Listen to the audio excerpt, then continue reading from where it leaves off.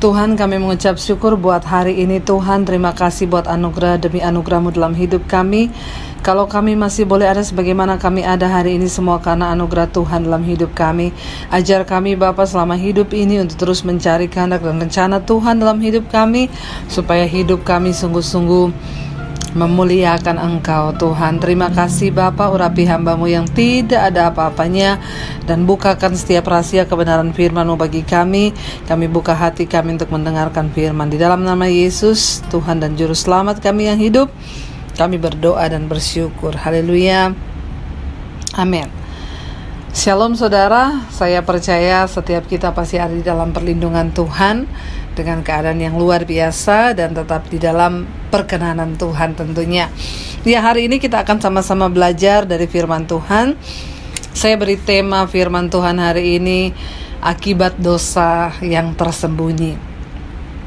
Saudara, tidak ada satu orang pun yang tidak berdosa di dunia ini, tetapi ada dosa yang membawa maut, ada dosa yang hanya karena kejatuhan. Jadi ketika kita bertobat terima Yesus, tentunya kita akan semakin dibawa untuk mengerti ya apa arti dosa di dalam hidup manusia. Nah, kita mau belajar sama-sama hari ini dosa yang berdampak bahkan bisa membawa maut dalam kehidupan orang percaya. Ketika setan membujuk kita untuk melakukan suatu dosa, maka setan juga akan membuat kita berusaha untuk menutupi dosa yang kita lakukan itu. Kenapa? Karena setan tidak ingin kita hidup di dalam keterbukaan. Setan ingin kita menyembunyikan dosa sehingga hidup kita terkutuk jauh dari Tuhan dan bahkan menderita. Satu saat ada satu orang bapak yang menghubungi saya, lalu dia berkata begini, "Bu, saya mau tanya nih kepada ibu ya. Saya ini dulu kehidupannya itu nggak baik. Saya tidak menurut pada firman Tuhan. Saya tukang selingkuh. Ya, beberapa kali saya selingkuh dan menyakiti hati istri. Tetapi satu saat saya dijamah Tuhan, lalu saya bertobat. Dan saat itu saya ingat banget, saya pernah panggil istri saya dan saya berkata kepada istri saya, kalau nanti saya selingkuh lagi, maka biar Tuhan bikin usaha kita bangkrut. Dan akhirnya berjalan beberapa waktu, ya saya tetap beribadah bersama istri. Semuanya baik-baik saja. Tetapi beberapa bulan terakhir ini, Bu, saya tuh bingung karena toko saya sepi, bahkan barang di gudang pun ya masih tetap utuh karena penjualan tersendat dan bisa dibilang saya sekarang terancam bangkrut. Oh, saya bilang. Terus, nah saya mau tanya sama ibu, apakah yang membuat usaha saya bangkrut ini Tuhan? Lalu saya berkata kepada dia, saya bilang, Pak, berarti kan kalau dengar dari cerita Bapak yang tadi di depan Bapak ngomong, Bapak pernah berkata sama istri dan juga sama Tuhan, kalau saya selingkuh lagi, maka Tuhan bikin usaha saya bangkrut.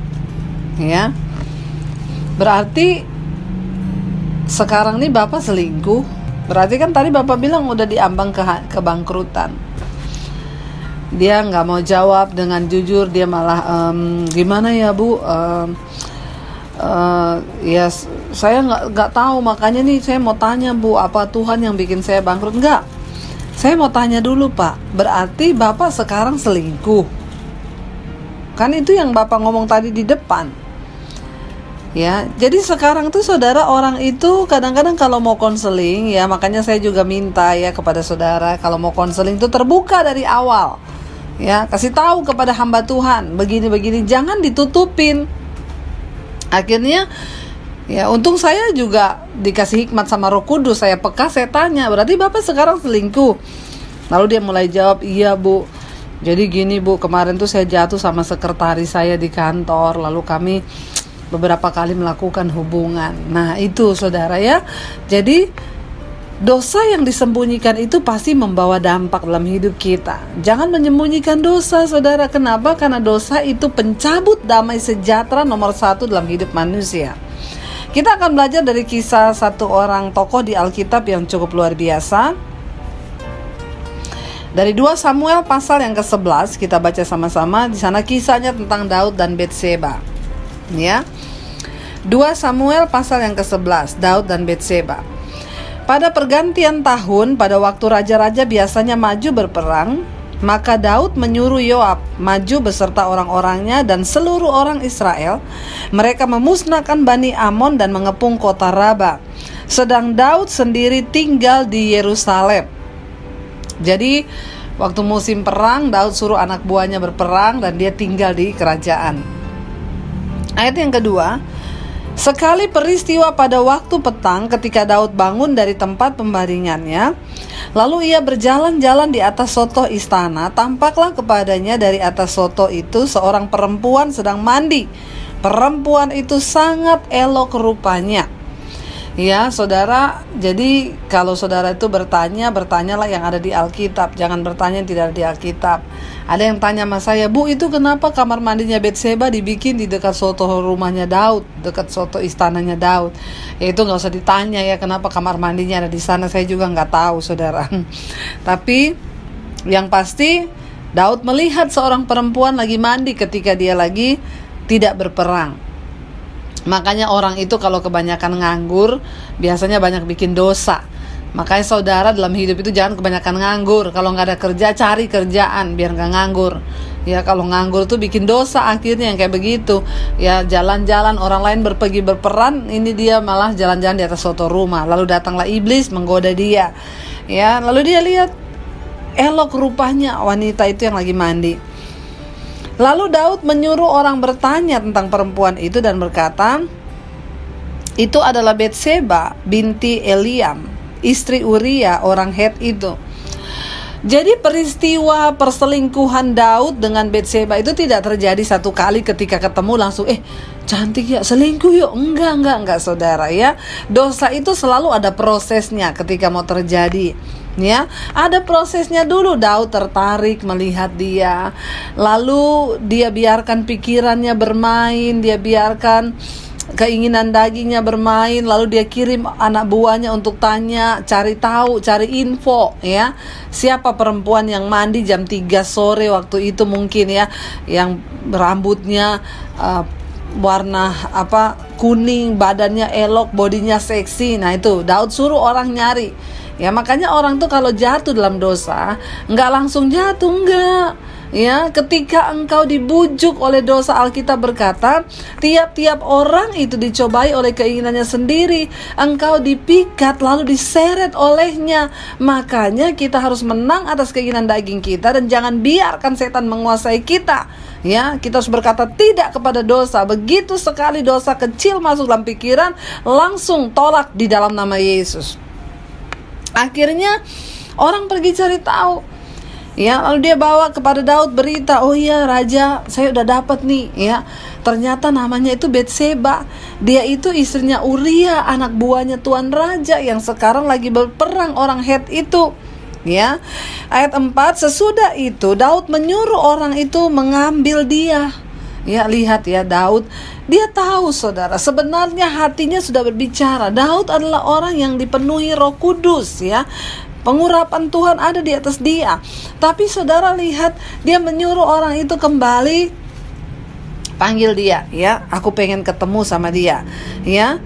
Lalu sesudah itu Daud menyuruh orang itu mengambil dia. Perempuan itu datang kepadanya lalu tidur dengan dia ya.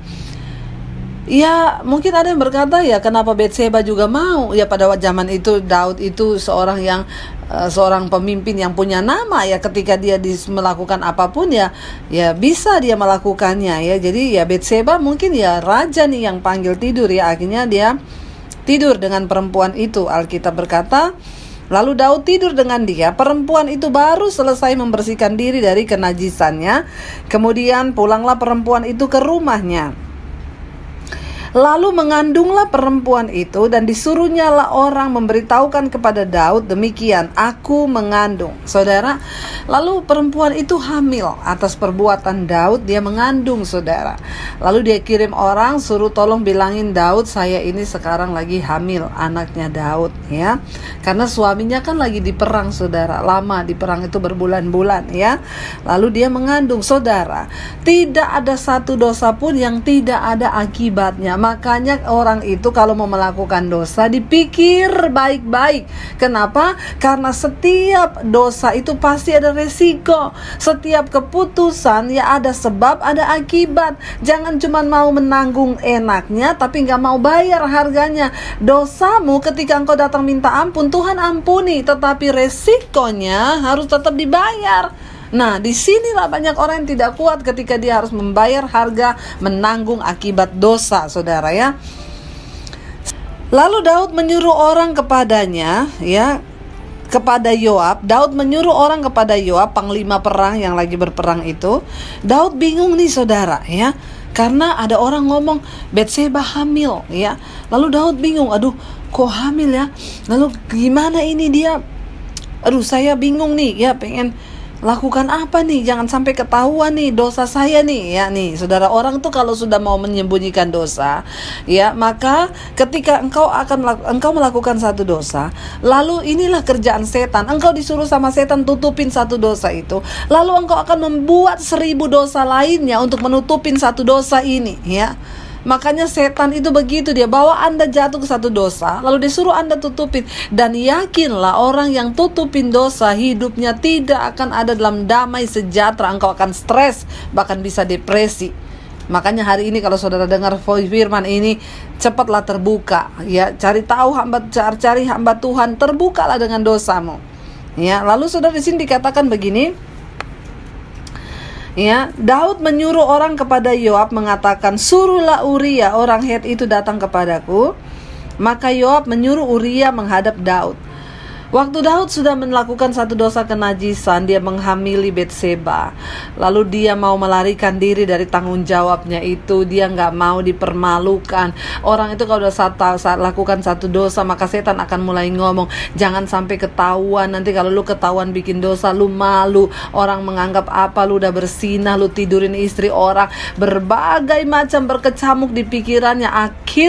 Pada akhirnya yang timbul adalah ide-ide yang jahat. Setan mulai membujuk Daud, ya. Dia panggil Uria, suaminya Batseba, suruh pulang menghadap Daud. Ketika Uria masuk menghadap dia, bertanyalah Daud tentang keadaan Yoab dan tentara dan keadaan perang. Lihat nih, ya, Daud, ya, dia seorang pemimpin loh, saudara. Ya, seorang pemimpin melakukan dosa. Makanya bukan tidak mungkin pendeta juga bisa jatuh dalam dosa kenajisan kalau nggak berjaga-jaga, tidak menjaga hidup dalam kekudusan, di dalam kebenaran, maka engkau juga bisa jatuh dalam dosa kenajisan dan engkau akan melakukan banyak dosa lainnya untuk menutupi satu dosa itu. Lalu Daud panggil Uria, dia kirim orang kepada Yoab, suruh Uria pulang. Ya, ketika Uria pulang, lihat, ya, bagaimana Daud bersandiwara, kemunafikannya ditutup. Ya, dia tanya kepada Uria, ya, bagaimana keadaan di medan perang? Apa kabarnya Yoab? Apa kabarnya pasukan kita? Semuanya baik-baik saja, Uria. Dia pura-pura baik sama Uria, saudara. Perhatikan, setan mulai mengambil alih kehidupan Daud. Ya, ketika Uria masuk menghadap dia, bertanyalah dia tentang keadaan Yoab, keadaan tentara, bagaimana keadaan perang. Kemudian berkatalah Daud kepada Uria, pergilah ke rumahmu, basuhlah kakimu. Ketika Uria keluar dari istana, maka orang menyusul dia dengan membawa hadiah raja. Tetapi Uria membaringkan diri di depan pintu istana bersama-sama hamba tuannya dan tidak pergi ke rumahnya. Waktu Uria keluar dari pertemuan dengan Daud, dari istananya Daud, ya, ternyata Uria nggak pulang. Padahal Daud bilang, Uria, ya, kamu bisa pulang, ya, kamu ketemu istrimu aja dulu, ya, nikmatilah waktu-waktu bersama istrinya, mumpung kamu ini baru pulang dari perang. Ternyata, saudara, di luar dugaan Daud. Biasanya tentara itu kalau udah pulang perang, yang duluan dilakukan apa? Pengen ketemu istri, pengen ketemu anak di rumah kan, saudara, ya. Di sini tidak diceritakan kalau Bathsheba itu punya anak ya, mungkin ya mereka pengantin baru atau apalah, punya belum punya anak. Di sini nggak diceritakan.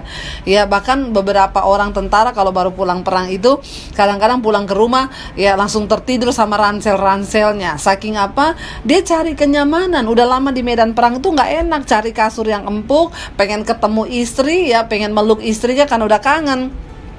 Tetapi di luar dugaannya Daud, ternyata Uria tuh nggak mau. Dan saudara percaya di sini Tuhan turut bekerja dalam segala hal untuk mendatangkan kebaikan.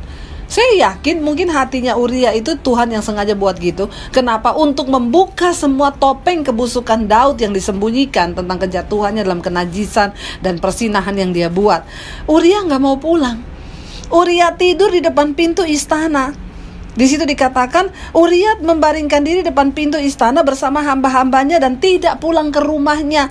Kenapa saudara? Lalu ayat 10 diberitahukanlah kepada Daud, demikian Uria tidak pulang ke rumahnya. Lalu berkatalah Daud kepada Uria, bukankah engkau baru pulang dari perjalanan dari perang? Mengapa engkau tidak mau pergi ke rumahmu? Daud sampai bingung, tanya kepada Uria, loh kamu ini kan baru pulang perang, berbulan-bulan kamu di medan perang, kenapa kamu gak mau pulang ketemu istrimu? Karena Daud berharap Uria pulang tidurin istrinya, supaya kalau istrinya didengar hamil itu karena perbuatan Uria. Saudara perhatikan, waktu orang menyembunyikan dosa, maka dosa yang lain yang lebih jahat akan masuk. Itu cara kerja iblis saudara. Makanya hari ini bebaskan dirimu dari semua ikatan dosa.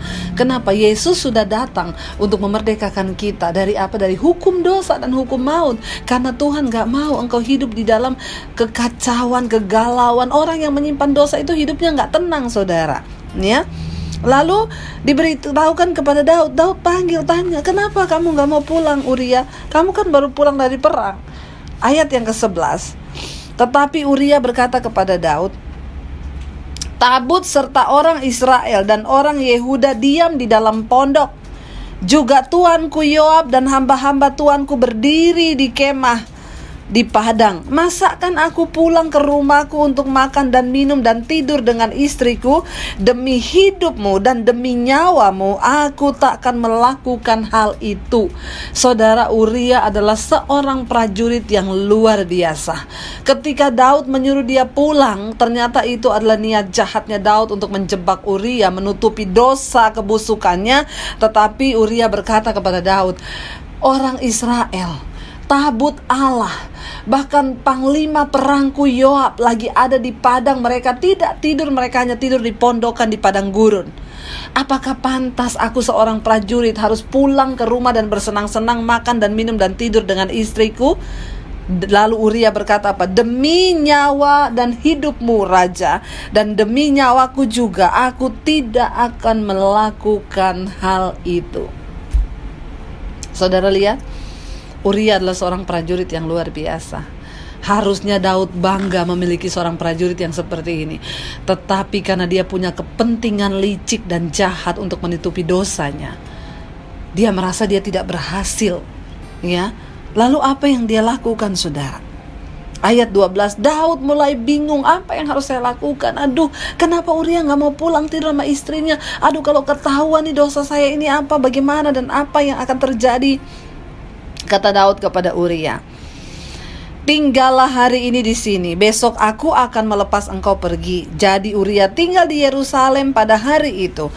Keesokan harinya Daud memanggil dia untuk makan dan minum dengan dia, dan Daud membuatnya mabuk, ya.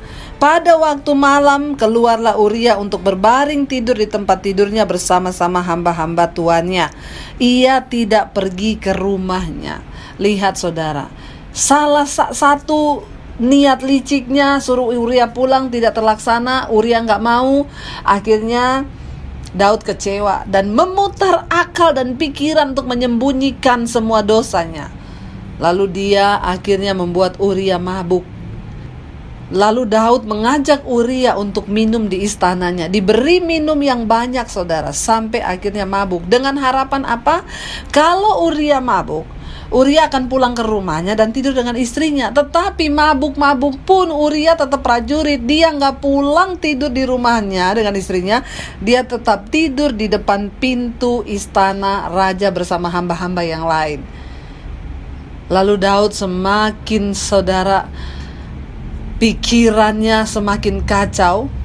Lalu saudara, akhirnya Daud semakin pusing dan dia semakin berpikir keras bagaimana cara untuk menyembunyikan dosaku ini.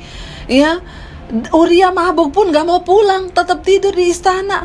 Apa yang terjadi saudara? Daud sudah pusing. Akhirnya paginya Daud menulis surat kepada Yoab dan mengirimkannya dengan perantaraan Uria. Ya, Uria disuruh pergi balik ke medan perang, bawa surat dari Raja Daud. Ditulisnya dalam surat itu demikian: tempatkanlah Uria di barisan paling depan dalam pertempuran yang paling hebat. Kemudian kamu mengundurkan diri daripadanya supaya ia terbunuh mati. Saudara, ya, ketika orang sudah melakukan satu dosa, maka seringkali dia akan tega melakukan dosa yang lain. Yang dia tahu Uria adalah seorang prajurit yang begitu luar biasa, yang berkata, demi nyawamu rajaku, dan demi nyawa semua teman-teman kita, dan demi tabut Allah itu, Uria tetap berdiri di medan peperangan. Dia rela, saudara, dia tega. Ketika orang itu hidup dalam dosa dan berusaha menyembunyikan satu dosa, seringkali dia bisa berubah menjadi monster yang akan tega melakukan banyak hal-hal yang jahat dalam hidupnya. Kenapa? Karena dosa sudah menguasai hidupnya. Ia dipikat, diseret, lalu dia melakukan semua tindakan yang di luar kontrol dirinya sendiri. Akhirnya apa, saudara? Uria pada waktu itu ditempatkan di barisan paling depan, di pertempuran yang paling sengit. Kata Daud, supaya dia mati terbunuh. Pembunuhan terjadi. Kenapa? Karena dosa yang disembunyikan. Saudara lihat, ada berapa banyak orang yang akhirnya harus kehilangan nyawa hanya karena dosa. Ya, makanya saudara, jangan anggap enteng dosa yang engkau tutupi dan engkau sembunyikan hari ini. Kalau engkau sedang menyembunyikan sesuatu, terbukalah sebelum dosa itu berujung kepada maut. Ya, pada waktu Yoab mengepung kota Raba, ia menyuruh Uria berdiri ke tempat yang diketahuinya ada lawan yang gagah perkasa. Akhirnya Daud juga mempengaruhi orang lain untuk ikut terseret berbuat dosa, saudara. Sangat berbahaya sekali kalau kita tidak peka dengan Tuhan. Uria sengaja ditempatkan Yoab di tempat yang ada lawan yang gagah dan perkasa. Ketika orang-orang kota itu keluar menyerang dan berperang melawan Yoab, maka gugurlah beberapa orang di antara tentara. Dari anak buah Daud juga Uria orang Het itu mati. Ya, 18 kemudian Yoab menyuruh orang memberitahukan kepada Daud jalannya pertempuran itu. Ia memerintahkan kepada suruhan itu demikian: jika engkau sudah selesai mengabarkan jalannya pertempuran itu kepada raja, dan jikalau raja menjadi geram dan berkata kepadamu, mengapa kamu demikian dekat ke kota itu untuk berperang? Tidakkah kamu tahu bahwa orang akan menahan diri atas dari tembok? Siapakah yang menewaskan Abimelek bin Yerubeset? Bukankah seorang perempuan menimpakan batu kilangan kepadanya dari atas tembok sehingga ia mati di Tebes? Mengapa kamu demikian dekat dengan tembok itu? Maka haruslah engkau menjawab berkata, juga hambamu Uria orang Het itu sudah mati. Saudara, lalu pergilah suruhan itu, dan sesampainya ia memberitahukan kepada Daud segala perintah yang diperintahkan Yoab kepadanya. Suruhan itu berkata kepada Daud, orang-orang itu lebih kuat daripada kami dan keluar menyerang kami di padang. Tetapi kami mendesak mereka kembali sampai ke lubang pintu gerbang. Pada waktu itu pemanah-pemanah menembak kepada hamba-hambamu dari atas tembok, sehingga beberapa dari hamba raja mati. Juga hambamu Uria orang Het itu sudah mati. Lalu berkatalah Daud kepada suruhan itu, beginilah kau katakan kepada Yoab, janganlah sebal hatimu karena perkara ini, sebab sudah biasa pedang akan memakan orang orang ini atau orang itu. Sebab itu perhebatlah seranganmu terhadap kota itu dan runtuhkanlah itu. Demikianlah kau harus kuatkan hatinya. Ketika didengar istri Uria bahwa Uria suaminya sudah mati, maka merataplah ia karena kematian suaminya. Saudara lihat akibat dosa yang disembunyikan itu, saudara. Ya, kita berdoa kepada Tuhan. Lewat kisah ini kita bisa belajar satu hal. Jangan sampai saudara jatuh terlalu dalam di dalam dosa. Kalau engkau sudah jatuh, tidak ada kata terlambat untuk bertobat. Keluarkan dirimu dari jerat dosa itu sebelum engkau jatuh di dalam dosa yang lain. Dan saudara tahu akibat dari dosa yang ditutupi oleh Daud itu, saudara, dia harus mengalami akibat yang luar biasa. Ya, pedang tidak akan menjauh dari keturunannya, bahkan anaknya harus mati. Saudara lihat, dosa itu selalu membawa maut dalam kehidupan kita. Karena itu saudara, hari ini biarlah kisah ini menjadi sebuah pembelajaran bagi kita. Jangan sembunyikan dosa. Ya, karena ingat, keterbukaan itu awal dari ketahuan. Lalu setelah ketahuan, baru kita bisa dipulihkan. Kalau hari ini engkau sedang terikat dengan dosa apapun, terbukalah. Carilah orang yang kau percayai, carilah hamba Tuhan yang kau percayai untuk engkau bisa terbuka. Kalau saudara bingung, saudara juga bisa menghubungi nomor telepon saya di bawah ini. Saya selalu siap. Saya sangat merasa bersuka cita. Ya, kenapa? Karena lewat tayangan-tayangan di channel YouTube saya, ada banyak orang yang akhirnya saya bersyukur, saudara, karena lewat channel YouTube saya ini saya banyak yang menerima konseling dari orang-orang yang akhirnya terbuka. Ibu, saya mau terbuka.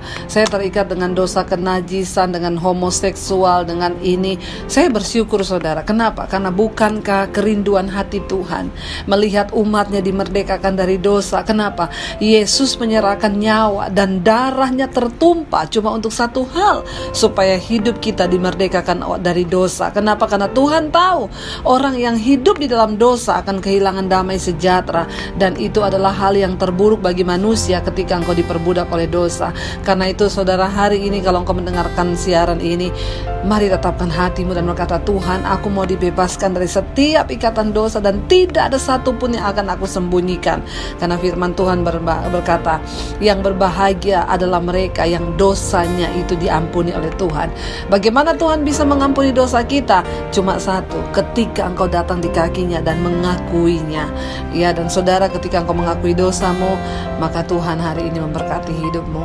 Saya berdoa supaya kita semua menjadi orang-orang yang dimerdekakan dari dosa, supaya hidupmu bisa berbahagia. Ingat saudara, hidup kita singkat di dunia ini. Alkitab berkata cuma 70 tahun. Kalau kita kuat bisa 80, ada yang mencapai 100. Tapi kebanggaannya adalah sakit, penyakit, dan penderitaan. Dan karena itu hari ini kalau engkau diberikan kesempatan hidup oleh Tuhan, mari hidup di dalam perkenanannya. Saya akan berdoa buat setiap kita hari ini. Mari kita tundukkan kepala. Bapa, kami bersyukur Tuhan, lewat firman-Mu kami boleh diberikan sebuah pembelajaran bahwa dosa yang ditutupi itu akan membawa dampak yang tidak baik, bahkan bisa menyebabkan maut dalam kehidupan kami.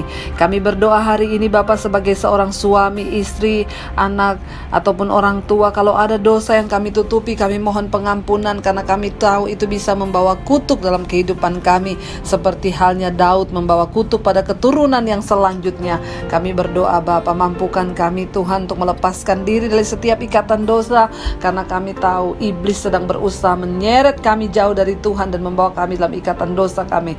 Tapi kami tahu Tuhan mengasihi kami, dan bukan secara kebetulan kami mendengarkan khotbah hari ini Bapa, supaya hidup kami semakin diubahkan dan dipulihkan. Terima kasih Tuhan buat setiap kebenaran-Mu yang memerdekakan kami.